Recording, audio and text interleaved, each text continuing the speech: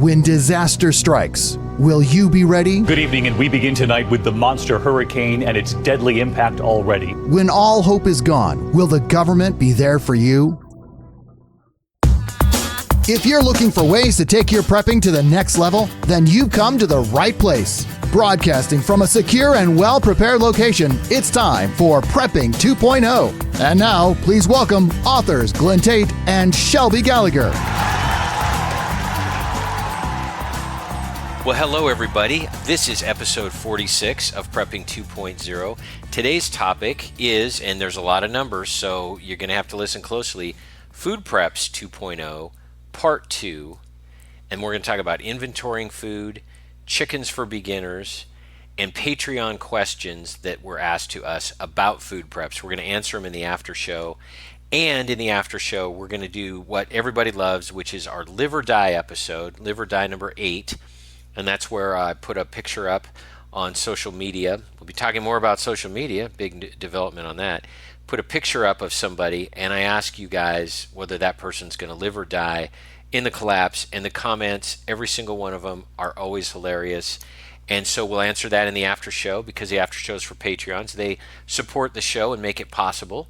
So we thank them with that. But before I talk more about this awesome show, it's time for me to say hello to my co-host. Hello, co-host. Hello, co-host and husband. Wow, that's me. Yeah, so we should probably define our pronouns. Hello, Yes. Glenn Tate. How are you today? Hello, Shelby Gallagher. How are you? I'm- My preferred pronoun is he, because I'm a man. And what's your preferred pronoun? She. Because why? That's how God made me. Okie dokie then. So there we go. That's the hellos. I mentioned social media a little bit, and we had a big development a couple weeks ago. Facebook, out of the blue. On a Friday afternoon. On a Friday afternoon, no warning, no appeal process, just completely shut down the Prepping 2.0 Facebook page. Only the Facebook page for Prepping 2.0. Shelby, what are the other Facebook pages that are still alive? The ones that are still live are your 299 Days, The book. your book series, and my book series, Shelby Gallagher, author. Yes. So both of those pages are still up. And let me just back up a little bit. When you said there was no communication from Facebook, it literally was one of those little red bells, little red notification on all of the, there's several of us that administrate that page, Prepping 2.0. And we all got just a one-liner. Your page, Prepping 2.0, has been unpublished. Unpublished. Done. Gonzo. Gone. Poof. Poof. No explanation, no appeal process. One of our administrators is really, really good at this whole Facebook thing. Tried the appeal process throughout that weekend, nothing. And we sent an email to, and we'll talk about that in a moment, to our supporters and our fans and said, hey, this just happened, hang tough, we're going to come up with a plan B. And we did, we just started a new page. And how did that new page go in the first 24 hours? The first 24 hours, no, let me say this, the old page, the unpublished page, we had in the range of 13,000 followers. 13, yeah, I thought it was 13. 15,000 followers. Within the first 24 hours, we were already up to 1,000 because of great fans and listeners like you who kind of followed the narrative and followed kind of what happened and all of that. The cool thing that happened out of all that, people have told us, you need to do this, and we just are like, we don't need another thing to administrate. And go over to MeWe. So M-E-W-E. MeWe, you, me, we, whatever. And we go over there and we, and it's terrible. The last time I went over to MeWe was a couple of years ago, and it was wonky. It was terrible. And it's, it's like riding a bike after you've just ridden on in a Mustang. It was just like, oh, this is clunky and hard. It has a very, Facebook-like feel. Facebook feel to it, and they have pages and groups. Now, they're pages you have to pay for, so we started a Prepping 2.0 group, and it's over there just humming along. The chat feature over there has been really great. A lot of you out there were already over on MeWe, and you're chatting away about comms and that sort of thing. And then we also started our own, you and I each, an author page, yes, an author group, and we each have MeWe. On MeWe. So basically, we replicated what we have on Facebook over there. So all that to say, bottom line is, if Facebook decides to do this again, you'll find us over on MeWe. And the other thing out of all that came this. We were like, oh my gosh, what did we do wrong? What did we post that Facebook didn't like? I don't think there was anything. Our understanding from what we've read and we've looked out there in the communication world, this happened to a lot of other conservative prepping, right of center sort of groups. Yeah, and something to add to that, I'm sure it was a quote coincidence, sarcasm intended. On behalf of a Patriot client of mine, the week before Prepping 2.0's Facebook page was shut down, I sued Facebook under the Consumer Protection Act, a really big case that could really mess up Facebook really, really badly. Oh, and guess what? Then my page is shut down without any explanation. Now, a lot of other conservative, pro-gun, liberty, patriot, prepping Facebook pages were shut down that week too. So I don't know if they're connected, but I think Facebook's dirty. And here's the thing. We're talking about migrating from Facebook to MeWe. It's not a full stop and all of that. Just start exploring MeWe, going over there. Several hundred people joined MeWe as a result of our Facebook page being shut down. Thank you guys who did that. And just start kind of clicking around and doing your thing. And it'll take a while to get used to it. I think you maintain your Facebook stuff, but you just kind of, as I say, migrate. Here's how I do it. On my phone, my icon, my app icon that's the primary place that I go first is now MeWe. It used to be Facebook. Right. So we just kind of migrate over. Give yourself about a year, and a bunch of people are coming over to MeWe. And there were all these people on MeWe that I kind of thought they dropped off the face of the earth. No, they made the migration about a year ago. And they abandoned Facebook. Oh, we didn't even say this. It's obvious, but MeWe doesn't censor you. That's why we're there. Yeah. They don't censor you. Now, I guess if you said, I'm going to detonate a nuclear warhead, in American City, they'd probably do something, but none of us talk like that, so it's not an issue. So it's Facebook censorship free on MeWe. Right. Well, and when we say Facebook censorship, this kind of random, out of nowhere, unpublishing you without any explanation and no communication and it's a tyranny sort of thing now, and it's very politicized. And I'm not saying anything that's just my opinion. That has been out there. That is in the media. That is everyone listening knows. Everyone knows what we're talking about. So I look at MeWe as our lifeboat, really. We're sitting here on this ship of Facebook where we have a very robust community, and we just created the lifeboat out there that will eventually become the mothership, right? So exactly, and also it got us thinking about deplatforming, and Patreon currently is a pretty good place to have a Patreon support program, and I don't have any problems with Patreon. There are other conservatives that have bigger Patreon supporter groups that are still on Patreon that haven't been shut down. But we have a plan, because why? We're preppers. Yep. We prepare. We have a plan. We have an alternate Patreon-like platform set up and ready to go.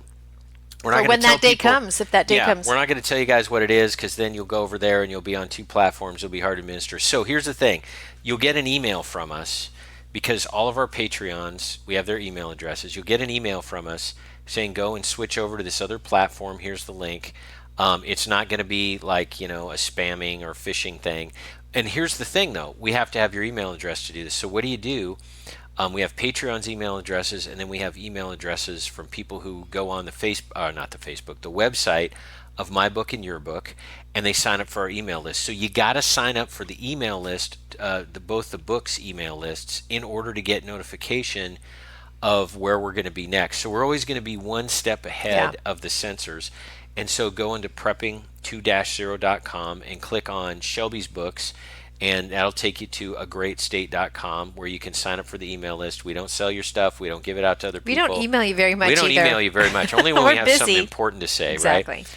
And then you can do the same. You go and you click on, when you go to prepping2-0.com, you go onto Glenn's Books, and you get on the email list for 299 days, and then we can keep in touch with you. So we've probably beaten the... Oh my gosh, enough of the clicking around, but just so everyone knows, we have plans for deplatforming. And you got to be engaged with us, especially with the email list, for our plans to work. Yeah. So that's the part you got to do. We'll keep doing a show for free, the regular show, and all that. That's what we're going to do. And you need to just know where to listen to it. And so it's a pretty good deal. It's good. Yeah. So the next thing is, take a deep breath. Enough clicking around on out there in the cyber world.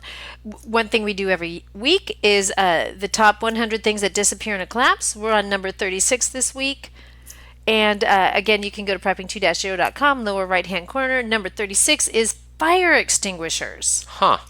Why would those be necessary? Because fire is bad, and uncontrolled fire is bad. And if your electricity's out, if your water pressure, you don't have water pressure, you don't have a fire extinguisher, it's a bad thing. I will say this. Here's one that just came to mind. And if you watch this show alone. It's about people who get left alone out in extreme circumstances, and whoever is the last standing wins. I love this show because I learn a lot of bushcraft skills and ideas there.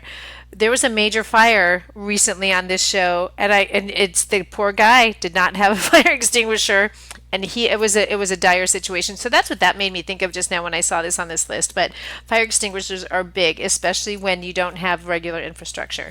Exactly, and that was my point, and that is you're going to be having a lot of fires. People are going to be cooking on fires. Open fire. People are going to have open fires to stay warm. And you can't call 911. And there's no 911. And so they're cheap now. Costco usually has like a 2-pack of Kidde, Kidde, really good fire extinguishers, commercial grade fire extinguishers, like 2 packs, like $25. Mm-hmm. They last pretty much forever. Forget what they say on the internet. The little dial will tell you. Anyway, so fire extinguishers, one of those things, much like every item in the top 100, where you would never think of these things unless somebody wrote 100 of them down and once a week mentioned it, which is why we do this. Well, we're gonna actually get to our topics here, but we have another important thing to tell people about, and those are some books that are now out, or audiobooks that are out, and some books that are planned. We're gonna keep it, pretty brief. Simple on this, but Shelby, what are some? What's an audiobook that's out right now? I'm so excited, and I said this before, ladies and gentlemen. Whenever we say, "Hey, yay! I just published in July." Book 3 of my series, and it's one of those. Count on this. Yay! The next sentence, the next thing out of someone's keyboard is, when's it going to be available on Audible? It's just like, yay! I just had a baby. Great. When are you going to get pregnant again? Really? Yeah, exactly. Really? So people love audiobooks. It's a great way to get a story. And I prefer them to reading because I read all day long. And so all 3 audiobooks. By the time you hear this, all 3 audiobooks for a should great be out. Yes. I'm going to say will be out. Yeah. And they are amazing narrators. So if you've been sitting around going, yeah, whatever, I'll wait till all 3 books are on Audible. Guess what? Here's your sign. Well, and here's the thing.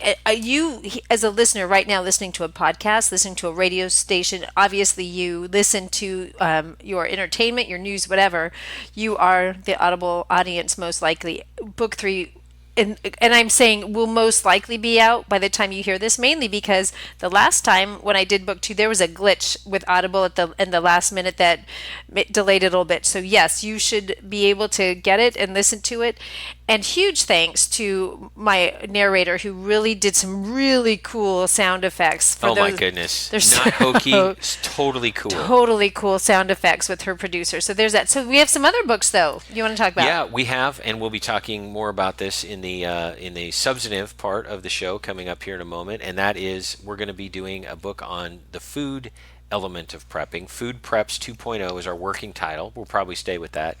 Probably spring, summer of 2020. We're not sure. It's going to be a comprehensive It's going to be thing. big. The single-spaced outline is currently 11 pages. This is everything from thinking about food preps and planning out a system to what to buy, how to store it, how to inventory it, how to preserve various things, freeze drying and canning, and how to get food that isn't from the store.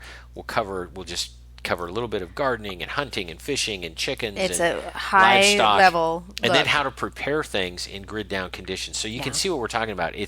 I call it the food element of preps. It's like, okay, we need food. Okay, what does that mean?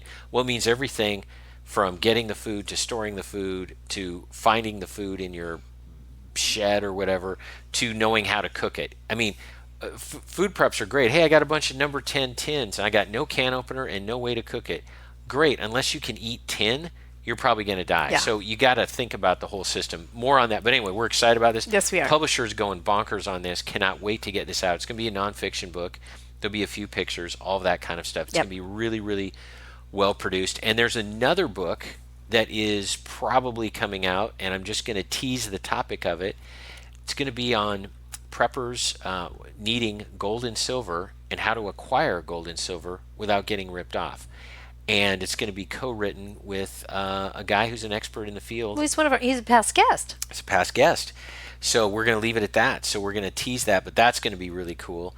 And of course, the last book that's planned that we'll mention is the second edition of Prepping. Geez Louise, so many books. 299 days. 299 days. Second edition is going to be modernized, slight story change on the role of Dr. Foxy, and it's going to the second edition is going to take into account what might happen in 2020 in the presidential elections. Going to be very, very cool. So, Shelby. What's in the merch shack? In the merch shack this week, we have I Miss America magnets. So cool. These are the No, they're patiently awaiting the collapse. I'm magnets. so sorry. Take that back. They say patiently awaiting the collapse. I was going by what you wrote on our little checklist here, I'm wrong. Patiently awaiting Patsy magnets, so you can stick it on your refrigerator, on anything, on an appliance. Gun safe. Harvest Right food freeze dryer.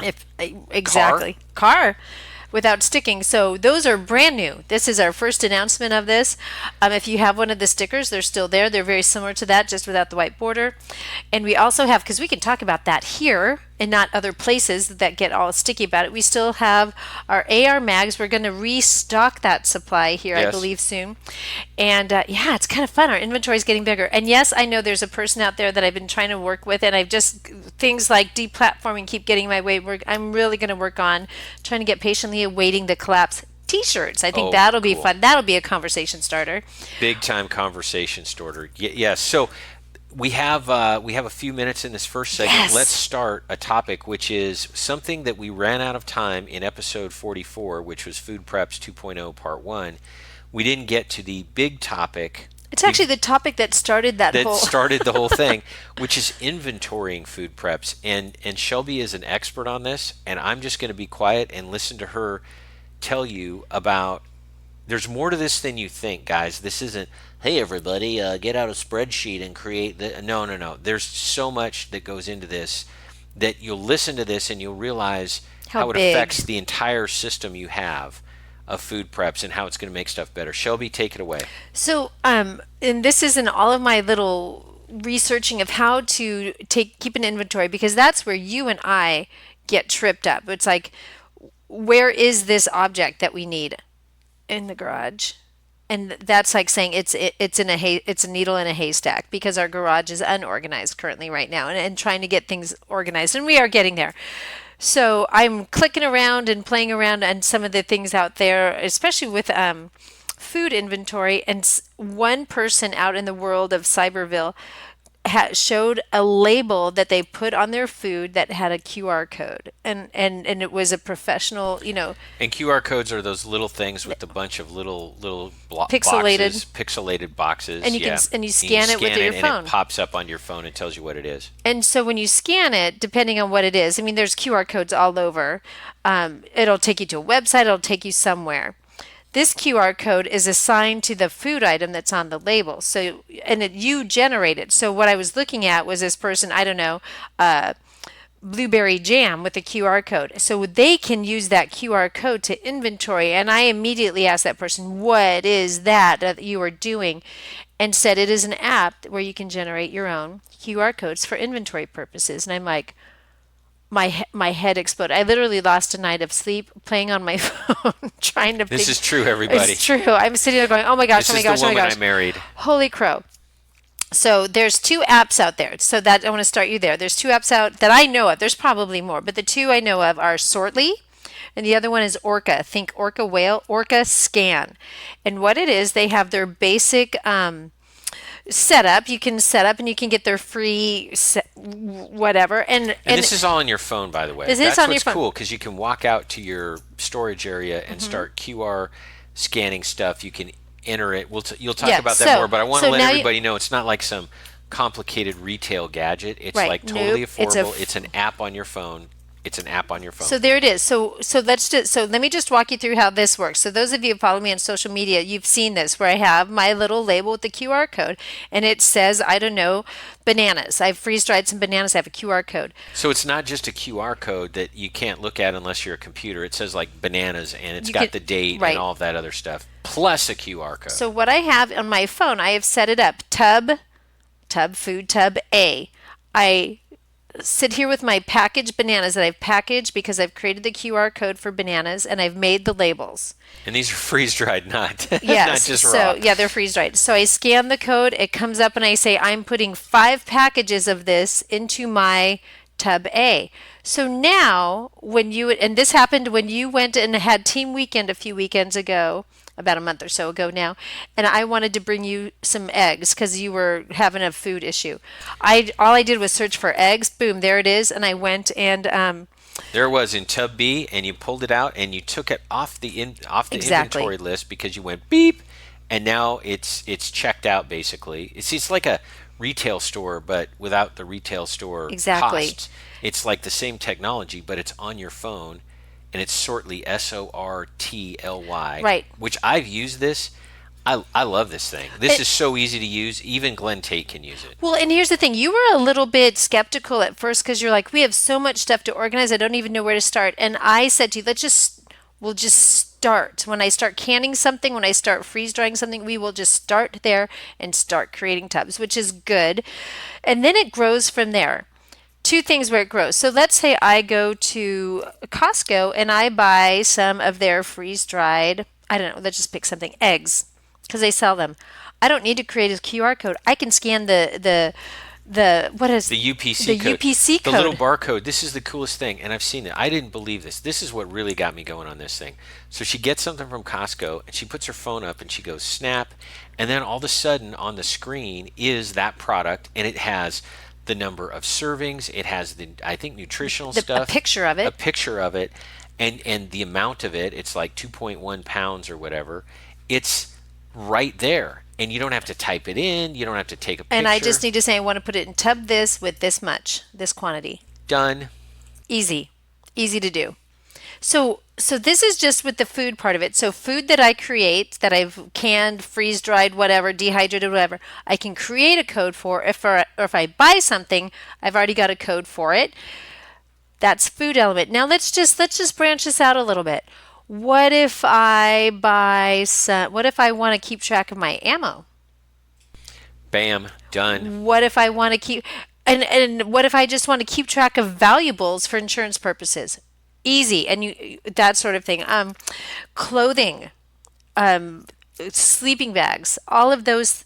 That's where I lost a night of sleep doing that. So I'm going to let y'all kind of. Well, do you have any final thoughts on that though? No, before we go into break. The ease of use, which I've mentioned, it's inexpensive. There's the pay for version is like $20 or something like that, and you print out these labels on standard mailing label things you get at Office Depot or whatever, and then you just slap them on there, and it's really, really slick. I've been, and so have you. We've been doing food preps for about 10 years now. And we've had various systems, none of which are really, really good. No. I mean, writing stuff down, putting it on painter's tape, and putting it on a tub, and stuff like that. Yeah, but we're to the point, and here's our point with this: if you're listening to this podcast, you're a serious prepper, and you're for real. You've got enough food and enough ammo that you need a bigger system than just remembering it or Post-it notes or stuff like that. And we have some extra thoughts on that, about how to use this in a collapse. So hang tight. We're going to take a quick break. Don't go away.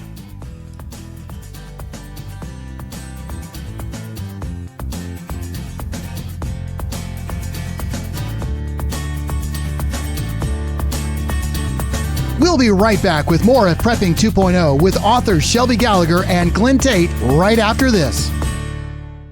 Prepper Press is a small, independent publisher of survival nonfiction and post-apocalyptic fiction. At prepperpress.com, you'll find a variety of books to guide you on your journey to prepare for a compromise to the electrical grid, natural disasters, economic collapse, political strife, or similar scenarios that could disrupt life as we know it. You'll also discover fictional yet believable stories about what happens to society when everything falls apart. To learn more, visit Prepper Press online at prepperpress.com. PrepperNet, where preppers unite. Looking to meet other like-minded people in your area? Looking to start your own prepper group? Already have a group? Join PrepperNet.com. PrepperNet has gathered the biggest names in the industry to help unite preppers everywhere. Join John Jacob Schmidt, Scott Hunt, Dr. Bones and Nurse Amy, Glenn Tate, Shelby Gallagher, Charlie Hogwood, Samuel Culper, Survivor Jane, Rick Austin, Franklin Horton, Ryan Mitchell, and Brian Duff. Our team is united. Check us out at PrepperNet.com. PrepperNet, where preppers unite. PrepperNet.com. The Operator G1 is a full-featured rugged comm solution designed for the Midland MXT100 and 105.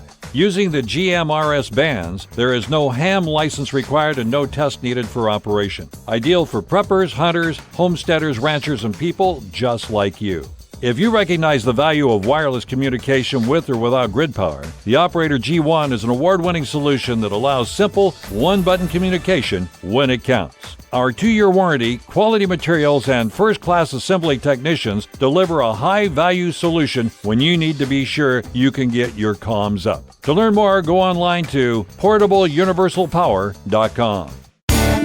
Hi, this is Glenn Tate. I wanted to let you know about the ammo supply place that I go to. There's no endorsements. Nobody's paying me anything. They're just good guys. Ammo Supply Warehouse. Ammo Supply Warehouse. Butch out there will take care of you. You know, Prepping 1.0 is getting ammunition by the box. Prepping 2.0 is getting a case. You need to have at least a case of ammo for every gun. Shelby Gallagher here. For all the ladies out there, you can never have enough ammo.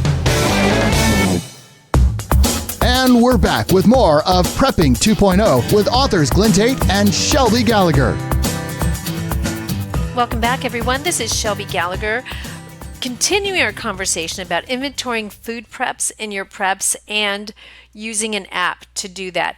A couple things to wrap up before we go on to what we were going to say. Invariably, the first question will be, well, great, you're using your phone and you're using electronics to keep an inventory. What happens when it's grid down and those things don't work? Great question. Excellent question, we thought of that, yes. Dude, is there a plan for that? There is a plan for that. Because you're using this, you can actually go in and print out a hard copy of your inventory from these apps and from these apps. And so I recommend, and we're going to be doing here probably here in the next week or so, because we have a lot of things that we're going to be putting in our preps, we're going to print it out once a month. Yep. So that at any given time we have a printed out copy that's about 95+% accurate, depending on how much prep we've done, so that we know where everything is. And that's actually the time when you need to know. When the moment comes up and somebody says, where's the med kit? I don't want to spend 2 hours digging in tubs and digging in a shed trying to find a med kit. I want to be able to look at some sort, either a phone or a hard copy, and be able to find it quickly. And I have a little system that I developed out at the cabin, and you've seen this with your own eyes, and that's a little clipboard, basically, with the printout. I have one of those clipboards that's got a cover, because I don't want everybody seeing my list, because we have, I almost use the word civilians, which is weird because we're civilians, but I have regular people, that might come by and look in the shed. Maybe they're like looking at the lawnmower or whatever that's in there, and I don't want them to see a clipboard that has all these tubs that are marked beans and rice. And I also don't want the tubs to physically be marked in painter's tape or whatever, beans and rice. I just want it to say A, B, C. By the way, those post box letters at Home Depot that are like 3 inches tall, you know what I mean? That you would use, that you would use on like a mailbox or a house to designate. Yeah, those are great. You just slap them on, and they stick on there well. So there's a security aspect. They'll just look in a shed or basement or wherever you are, and they'll see a bunch of, in our case, Costco black 27-gallon plastic tubs with the yellow lids, which are phenomenal, by the way. Oh, they're so durable. And they're like $7. And by the way, the burst strength on those, I looked it up, because while you're staying up all night thinking about food inventorying apps, I'm looking up burst strength of Costco tubs. 650 pounds. So you can stack 5 tubs on top of that 6th one, and if those 5 tubs weigh 100 pounds apiece, by the way, good luck getting those top ones up there. That's takes a couple people. Anyway, as a practical matter, you're not going to burst these tubs. Think about the heavy stuff being on the bottom and the long-term stuff being way in the back where you need to access it the least. The worst thing I can think of would be, we were talking about brownie mix in episode 44. Oh, I need some freeze-dried eggs. okay, well, I'll go move 2,000 pounds worth of tubs. That's 2,100 pound tubs. I'll go move those to go find the eggs. So that's part, and we talked about that in the previous thing. That's part of this too. But see, Sortly helps you with that. You just move your tubs around the way you want them, and they can be like BFG 7Z whatever labeled. Who cares? And there you go. And nobody knows what's in them. If you have, a neighbor comes over and borrows a rake or whatever in your shed, or they don't know what's in these tubs, which is great. Funny side story about that, very briefly. What I'm going to do, and I'll put up a Patreon post because Patreons will give us amazing suggestions. What are some things you could label tubs to throw people off and to think they're unimportant? I have a couple ideas. I'll probably put in painter's tape on these things. Things like model train collection, or like old National Geographic magazines or something like that. So people look and they're like, well, I'm not going to rifle through those tubs. Just books. Books. Nobody reads books anymore. Yeah, books, magazines. You just label it with whatever. And you could actually make that your tub, quote unquote, label. Yeah, exactly. And tub labeled magazine, I have 50 AR mags. I don't know. Yeah. Or disco 8-track tapes from the 70s, something that nobody wants. So anyway, there's a thing. Tell us more about inventorying, because this whole system is cool. And once you do it and you see it, it makes you realize all the cool things you can do in your system. It's more than just keeping track of stuff. It's a planning tool. And again, I'm excited to see your excitement, because honestly, in the beginning, you're like, I don't know if this is going to work. It makes it so that, well, here's an example. One of the things that we have planned to do this weekend is we have a bunch of number 10 tin cans that we want to put in tubs. We're going to scan the code off of them. The UPC code, so it'll populate it with number 10 tin of beans. Does it have the best by or expiration date from the UPC code? It depends on the product. It depends on the manufacturer. Right. If it doesn't, we can do that. We can put that in. There's a note field where you can put in expires this date, and you can put any special instruction. You can do a lot of editing. As we mentioned in episode 44, the best by and expiration dates are a complete lie, and forget about them. If they're in number 10 can, I'm all good. Keep track of the for date. us to, just for practical reasons to know, so we're going to put those into tubs, and those are going to be deep preps. Number 10 cans are awesome. So we have these cans that we have needed to relocate, and then in this relocation, we are inventorying them into Sortly. We use Sortly. I recommend Orcascan and any others out there that works for you. We chose Sortly. I actually started out with Orcascan, but somebody else on our team uses Sortly. I'm like, just for cohesion purposes, we're going to use Sortly. But again, think of the other things. Think of all the medical supplies. Huge, because those have real live expiration dates that actually matter, unlike canned food. And those deep preps of toiletries, those deep preps of baby formula, if you're going to do that, if you need to do that. There's all kinds of prep stuff that you can inventory, and you know where they're at. I really do think ammo and guns and any of those sorts of things, great to know where they're all at. It's incredible what you can do with this. It's just not all food. I don't know. What do you think? One thing, and this may not apply to too many people, but we have a pretty sophisticated comms program. Your communications, your radios, all of that. Radios and extra batteries. And we got past the point of saying, hey guys, everybody buy your own radios and batteries, because it just got to be too much. A couple people on the team kind of specialized and acquired a bunch of radios and extra batteries and antenna and all those other things. Now they can be checked out, which is how a military unit would do it. You don't say to they somebody, keep an inventory and check them out. Exactly. Right, and they keep it and checked out and blah, blah, blah. So there's a lot of uses. This is what I was getting at when I said that there are so many uses for this, and it's a planning tool, and it gets you thinking, aha. Maybe there was a limitation in the past. Oh, how are we going to keep track of this? Let's say radios. I'm not going to buy 10 radios and just hand them out to people. Well, now there's a solution to that. And so it's very cool. The other thing, it's very practical and just our everyday pantry. If those of you who follow me on social media, I canned literally, I think, 65 jars of salsa recently. It was delicious, by the way. He says it like he ate all 65 jars. It was the first time you ever made salsa, you ever canned it, or I don't know, did anything other than buy it from the store. I was like, this is amazing. I would eat it like pretty much spoonfuls. Yeah, it was like the nacho chip was like the fig leaf, the silly reason to actually eat salsa. That's crazy. It's really good. It's really simple, and I put it on social media. I can put it out there more, but this is the first time. Yes, I've made my own salsa, super easy. But I used the QR code feature to label them. Now, salsa is not a deep prep. It really isn't. We're gonna probably eat this up within a year. One football season, all 65, exactly. They're gone. They're gonna be gone. But it's nice to know how much I have, so I put it into Sortly, and I just put it under a category called pantry. Those are those pantry items of those things, so that when I go to this store, let's just say, and I need something, oh my gosh, I don't know how much of XYZ I have at home.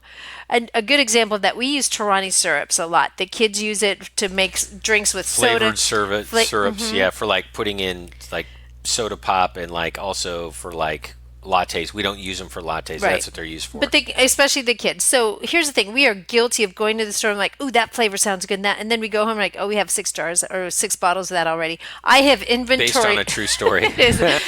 And Glenn's frustration. I've inventoried those in Sortly so that when I'm at the store, I'm like, "No, we do not need any more strawberry Torani syrup. We have 10 bottles of that at home." And this is all made possible by the fact that Sortly is on your phone. Yes. And it's with you at the store. And it's not on a clipboard somewhere. It's with you all the time. And this all, again, came out of a post that I put up a few months ago. What do you use to inventory? I use my brain and a Sharpie. Well, we have come a long way, baby. So we're going to switch topics. There's some fun things there. We're going to keep putting this out there. And let us know. Send us a message, social media, whatever, and let us know the cool things that you've used to inventory for ease of life, really. Yeah, and one way to tell us about that is if you're a Patreon, we'll put up a Patreon post with this show, which includes the after show, and there's a comment thing, yes. And that'll be a great place for you to tell us about that. And we did a Patreon post asking Patreons to tell us what other than food they would use this to inventory, and there were some really great suggestions. Not enough time to go into all of them, but it's super educational. The comments on the Patreon page are worth it because yes. you learn a lot, because we don't know everything, and between Patreons and us, we kind of cover all the bases. Well, and what's really cool, I really think this sort of an inventory system is truly an example of prepping 2.0. Yes. 10 years ago, these things didn't exist. You did have to use the Excel spreadsheet and a pen and your brain and your memory, and you do get to a point where you hit this tipping point where, like, honestly, I can't remember everything. And I just can't. I can't, between my life, my job, my kids, and my preps, I can't remember it all. This is a great way to do it. Really slick, really easily, really ease of time and all of that. So, and it's truly, yeah, go ahead. And if anyone is bothered by the fact that this thing, I think it's $20 a year. It's like a subscription thing. If you're bothered by that cost, let me tell you this. By knowing how much stuff you have, let alone where it is, but knowing at strawberry flavored syrups for spritzers, for example, you will not buy a bunch of stuff that you already have, because you can look on your phone and you can, in the search features, type in STRA and all the stuff that has strawberry, and it'll come up. It'll tell you when you got it, like how much you have, a picture of it, blah, blah, blah, blah, blah. It's perfect. Well, and also too, there's the free feature with both OrcaScan and Sortly that you have your first 100 items for free. So try it. If you start to find yourself using more than 100 items, then buy the subscription. There is kind of this try it out thing too. So there's that. That's cool. But I'm excited to go to our next topic. Our next topic is something Shelby knows a ton about, and until I learned from her, I knew absolutely zero about. So I'm going to sit here, pop some popcorn, and listen, and maybe interject with little clarifying things, because we might use some buzzword or something. Well, you've been a part of this project. I have. So you've been my labor source. That's right. That's right. That's all I do. So go ahead. The topic is chickens and chicken coops. Chicken coops. And this isn't like, okay, here I go talking. Sorry about that. Go for it. Here, this isn't like everything you need to know about chickens, and like this breed and these kind of eggs and this is what they eat. We, like everything else, we touch on topics, we get you thinking, we might point you to a basic resource, or we might give you a term, and then you can go and look it up. So this isn't like everything you need to know, because we have 13 minutes in this segment, everything you need to know about chickens. This is like how it fits in to this food inventory, or not inventory, this food plan, and some stuff we learned. And we encourage you, because what I found out by doing and listening from you is that this is very doable. I thought chickens, that was a huge hurdle. Chickens are only raised by chicken farmers. Duh, everybody knows that. No, I was super wrong. So take it away. So let me give you some history here. I have been an urban chicken farmer. I lived in the city of Portland, and I had chickens, and that's actually kind of like the the trendy thing these days is having chickens living in a city. And a lot of cities allow you to have hens, 2 or 3 of them. In Portland, you could have 3 without any problem. Do not have a rooster. You will, that because there's a sound problem with that because they're loud. So I've had them 3 hens for almost 20 years, the amount of time I lived in Portland. And was awesome. And one of the main reasons why I am, because they're a constant source of really inexpensive food. You get an egg a day generally for about, I would buy a bag of feed for $12 every 3 months. I mean, it was this constant source of really inexpensive eggs. Really extremely delicious eggs that you can't beat, and they are so much more flavorful and nutritious. Everybody knows that listening to this. I'm serious. I can't go back to store-bought eggs now. Sorry. Right. So moved to the country, brought I have 2 chickens. We still have them. I don't know much longer we're going to have them. And I learned a lot of lessons from having chickens in the city. One, had many situations where raccoons got a hold of a chicken, where a dog got a hold of a chicken.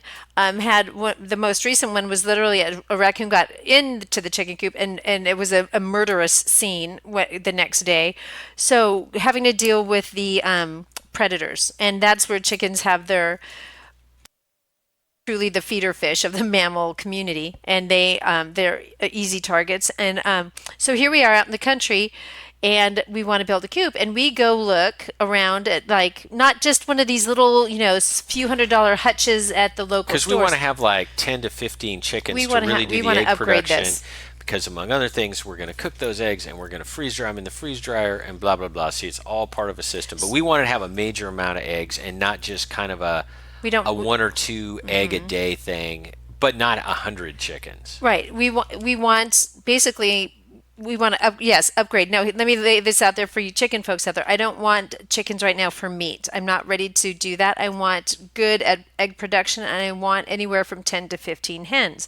So we need a vibrant, robust chicken coop that can keep out predators.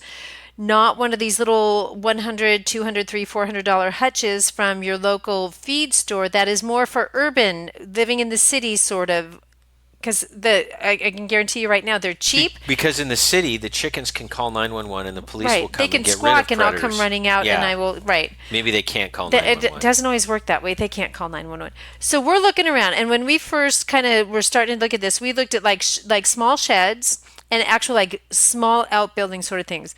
And it was sticker shock, $3,000-$4,000. And we're like, is that worth it? Yeah, and that's a lot of money. Plus shipping, plus installation. And these were like little teeny, no sarcasm, these were like teeny homes for chickens. They were really cool and really awesome and looked spectacular, but they were thousands and thousands of dollars when you could, let's be candid, go buy all those eggs. Right. And do deep preps with them.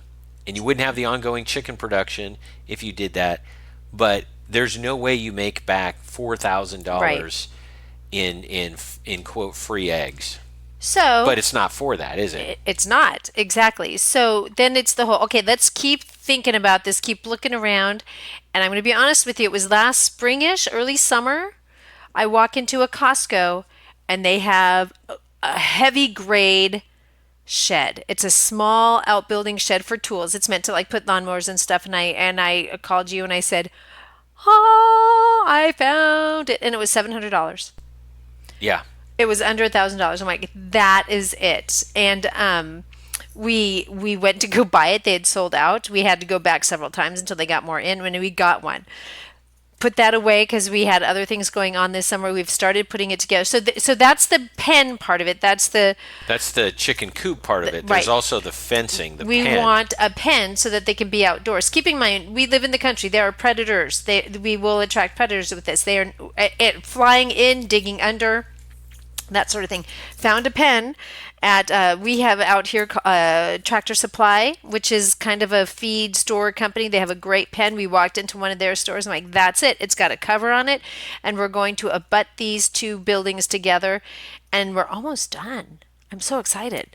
Yeah, we are almost done. Before that, why don't you tell everybody about the flooring, the padding, the excavating that went into this, because when she's saying we're not going to tolerate predators, she ain't goofing around. So listen to this, and this is an insight into her personality, by the way. Well, you helped with this. So we were already having some work done on our property with people who have like big, backhoes and things like that. So I said to this person, this right here is where I'm going to put the chicken coop. I want you to, and I will pay you, I want you to dig down 3 feet and excavate that dirt and we have huge rocks all over our property. I want you to backfill it with rocks, and then we want to string up and down those rocks barbed wire. I went out and bought a roll of barbed wire, and I said I want you to string that up and then backfill it with the dirt. So underground, from at about the 3-foot level, if you are a predator and you're a raccoon and you're digging or you're burrowing, you're going to meet barbed wire. You're going to meet barbed wire, and that's going to be a shock, and that's going to be unpleasant. And I'm like,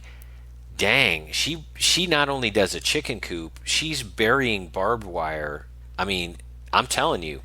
I love you, baby. I know. I love you. You're a tough girl. Our excavator guy was at first like, this is a crazy idea. He looked at me kind of sideways, and then when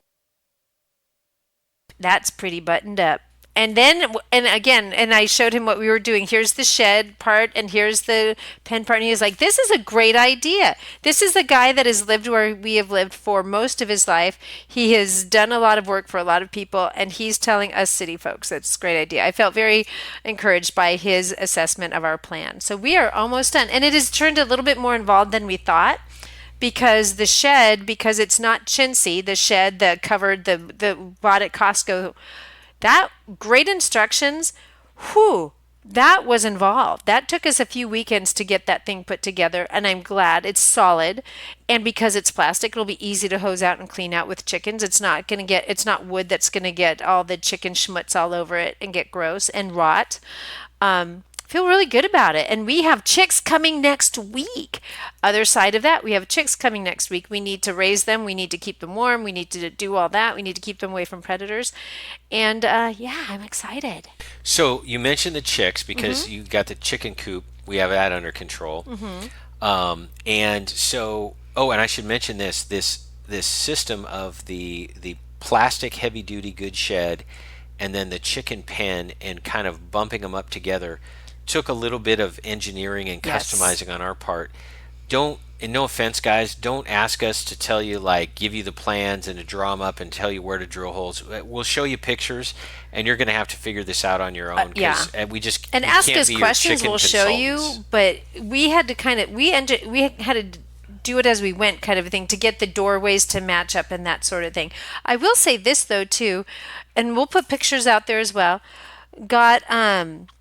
There's a whole different. I've never raised chicks before, but we've ordered them from a hatchery, and they're coming. And there's chick care. There's about the first 3 to 6 weeks that they have to have kind of specialized. They have to be kept warm and special food and all that. We're ready to do that, and then we have purchased roosting boxes, and I can talk about those another time. That will be inside. We have got little like ladders that they can perch on because hens like to do that, and we've got an extra little covered shed at the side of this to keep feed away from predators and that sort of thing. So there's some accessories that go with this as well. So another part of the system, you started talking about this and I diverted you, my apologies. That's all right. The chicks. So we are putting the chicks, about 15 of them. By the way, it's really important. I didn't know this. Unless you want mayhem, only get girls because one rooster and it's bad and they're going to cock-a-doodle-doo and it's a problem. Well, but get roosters if you want to raise them for meat. If you want to reproduce, we're not there yet. We're not ready to do that. We can integrate them later once we have everything down and humming. Right. We're not there yet. Because, I mean, the feathering and the butchering and stuff, it's not terribly awful to do, but we're not there yet, and we're not going to take on 50 projects and fail at them. So the chicks, this is cool. So in the greenhouse, or any place, the irrigation trough things, stainless steel ones, galvanized or something. Yeah, they're a little bit smaller. So we're going to plop the chicks in. They come by mail, which always blows me away. They just they just come and they're like chip chip chip chirp chirp. And should I do that again? That imitation? That was kind of chip, cool. Chip chip chirp chirp chirp. Anyway, they show up. And we're going to raise them for a couple weeks or months or whatever it takes and get them up to chicken level. And then we'll transport them into emigrate them over into the coop and the fence area, and then we're going to have like crazy amounts of eggs. Speaking of eggs, the chickens are far less productive in the winter when there's less light. So we factored that in spring, summer, and into the fall. We're gonna have eggs coming out our ears. So we have a plan for that, don't we? Do. What's our plan, Shelby? Our plan is to freeze dry quite a few eggs. Probably share some with some neighbors, especially some of our prepping neighbors, because they're always good. We might even sell some, to coworkers or whatever. But yeah, we're gonna be freeze drying a lot of eggs, and I'm excited about that. We're gonna be eating a lot of eggs, and I'm excited about that too. And that's a nutritionally dense, spatially dense, inexpensive thing when you freeze dry your own eggs, whether you freeze dry them raw and cook them later, or you cook them and then freeze dry them. One of our Patreon questions is about the scrambled eggs, and we'll be answering that in the after show. And so it's part of the system. And why do you have a chicken coop and why do you have a freeze dryer? Because we have quite literally an army to feed. It's not just the two of us. If there's a couple of you out there, maybe a small family, I don't know that this necessarily makes sense, but we have, no kidding, a team plus family members plus auxiliary members plus add-ons. We're going to have a field kitchen at our place, and we're going to feed who knows how many people. So for us, this makes sense, but it makes sense not just in our situation. Well, and that's the cool thing about chickens, is that you can have chickens in a small, 3 of them, in an urban environment and have an ongoing food supply. You can have them in a farming environment. You can have them in a lot of places, just not apartments and condos. But it's a really great way to have that sustainable food supply. We only have a couple moments left, and so we will keep kind of talking about our chickens because we're about to hatch them here soon. And any closing thoughts, though, Glenn? Yeah, on the chickens, I've really kind of warmed up to this because they were originally an obnoxious animal that made a lot of noise and made a lot of stinky mess. Now I'm kind of into it. Watch us on social media. Yes. And that's how we'll do that. So Shelby, take us out. I always like to leave you with one of my wonderful, wonderful, heroic quotes. Failing to prepare is preparing to fail. Everyone have a great week, everyone. You've been listening to Prepping 2.0 with authors Shelby Gallagher and Glenn Tate. All of the fun and easy prepping information heard on this podcast can be found online at prepping2-0.com. You can also find out more about Glenn's books online at 299days.com and about Shelby's books online at agreatstate.com. Until next time, be smart, be safe, and be prepared.